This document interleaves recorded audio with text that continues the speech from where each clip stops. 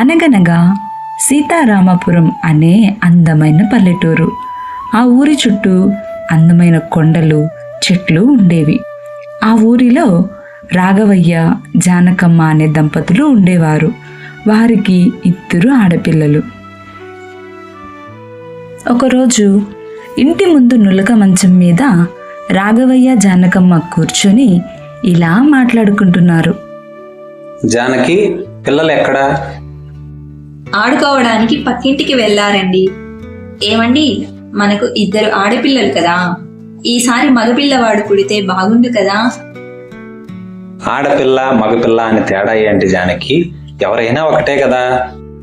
నిజమేనండి, కానీ పిల్లలు తమ్ముడు కావాలి అని అంటున్నారు. 2 ఆడపిల్లల మధ్యలో ఒక మగపిల్లవాడు ఉంటే బాగుంటుంది కదా, ఏమంటారు?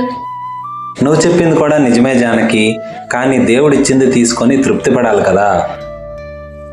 నిజమేనండి, కానీ మన ఇలవేల్పు అయిన ఆ ఏడుకొండల స్వామికి ముడుపు కట్టి మగపిల్లవాడు పుడితే కొండకు నడిచి వస్తామని మొక్కుకుందామండి. ఈ ఒక్క కోరిక కాదనకండి. అలాగే చేద్దాం జానకి. అనుకున్న ప్రకారం దంపతులిద్దరూ తిరుమల శ్రీ వెంకటేశ్వర స్వామికి ముడుపు కట్టారు. దేవుడి దయ వల్ల వారికి పండంటి మగబిడ్డ పుట్టాడు. బిడ్డకు 1 సంవత్సరం వయసు రాగానే స్వామివారి మొక్కు తీర్చడానికి తిరుమలకు నడిచి వెళ్ళాలని నిశ్చయించుకున్నారు ఆ దంపతులు.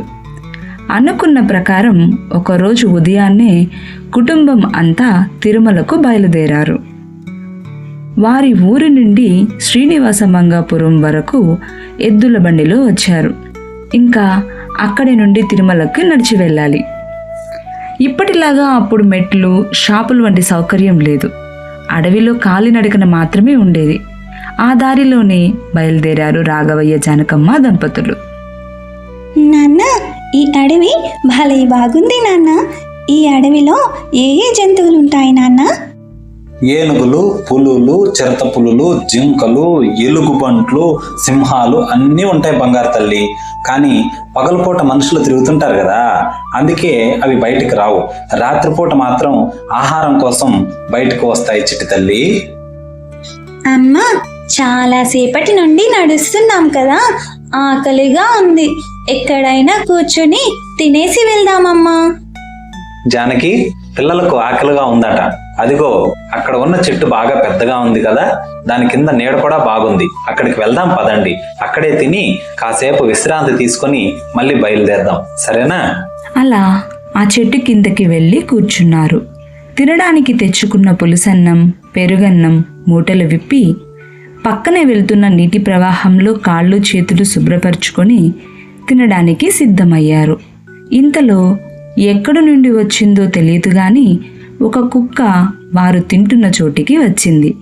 ఆ కుక్కకి బాగా ఆకలి వేసిందేమో, రాఘవయ్య కుటుంబం తినడానికి ఏమైనా పెడతారేమో అని ఆతృతగా ఎదురుచూసింది. ఇంతలో రాఘవయ్య, చి పాడు కుక్క, తినడానికి సిద్ధమయ్యామో లేదో ఇప్పుడే వచ్చేసింది. అసలే నాకు కుక్కలంటే పరమ చిరాకు. దీని సంగతి చెప్తా ఉండు. ఏంటండి మీరు, ఎందుకు అలా కోప్పడతారు? కాస్త అన్నం పెడితే మన సొమ్మేం పోతుంది? నువ్వు ఊరుకో జానకి, నీకేం తెలియదు. నాకు కుక్కలంటే పడదు. ఈ రోజు దీన్ని ఇక్కడ నుండి తరమందే వదిలిపెట్టను. కర్రెత్తుకో అంటూ పక్కన ఉన్న కర్ర తీసుకునేసరికి అది చూసిన కుక్క ఎక్కడ కొడతారో అని అక్కడి నుండి వెళ్ళిపోయింది. భోజనం చేసిన తర్వాత మళ్ళీ తిరుమలకు కాలినడకన బయలుదేరారు రాఘవయ్య దంపతులు. మధ్యాహ్నం అయ్యేసరికి కొండపైకి చేరుకున్నారు. అమ్మయ్యా, ఎలాగోలా తిరుమలకు చేరుకున్నాం జానకి. ఇంక వెళ్ళి దర్శనం టికెట్లు తీసుకుందాం పదండి. అలా కౌంటర్ దగ్గరికి వెళ్ళి టికెట్లు కొనడానికి తన దగ్గర ఉన్న డబ్బు మూట తీయబోయాడు రాఘవయ్య. కానీ అతని దగ్గర డబ్బు మూట లేదు. రాఘవయ్యలో ఆందోళన మొదలయ్యింది. డబ్బు లేకపోతే కొండ మీద గడపడం ఎలా అని ఆందోళన చెందుతూ జానకమ్మ దగ్గరికి వచ్చి, అయ్యో జానకి, డబ్బు మూట కనిపించట్లేదు. నీ దగ్గర ఏమైనా ఉందా? ఒకసారి చూడవా? అయ్యో అవునా, నాకు తెలియదు కదండి. సరేలే, నువ్వు కంగారు పడుకో. పిల్లల్ని నీ దగ్గర పెట్టుకొని ఇక్కడే జాగ్రత్తగా ఉండు. నేను దారిలో ఎక్కడైనా పడిపోయిందేమో వెతుక్కుంటూ వెళ్ళి మళ్ళీ త్వరగా తిరిగి వచ్చేస్తాను. జాగ్రత్త. రాఘవయ్య తను పోగొట్టుకున్న డబ్బు మూటను వెతుక్కుంటూ బయలుదేరాడు. కొద్ది దూరం వెళ్ళేసరికి ఎదురుగా ఒక కుక్క రావడం గమనించాడు. కుక్క దగ్గరికి వచ్చే కొద్దీ దాని నోటికి ఏదో కరుచుకుని వస్తున్నట్లు గమనించాడు రాఘవయ్య. కుక్క రాఘవయ్య దగ్గరికి వచ్చి తన నోటితో తెచ్చిన డబ్బు మూటను రాఘవయ్య ముందు పడేసింది. తప్పు తెలుసుకున్న రాఘవయ్య పశ్చాత్తాపంతో కుక్కని ప్రేమగా దగ్గరికి తీసుకుని దగ్గరలో ఉన్న షాపు దగ్గరికి తీసుకువెళ్ళి, అన్నా, మేము దర్శనానికి వెళ్తున్నాం. మేము దర్శనం అయిపోయి తిరిగి వచ్చేంత వరకు మా కుక్కని ఇక్కడే జాగ్రత్తగా చూసుకోండి అన్నా.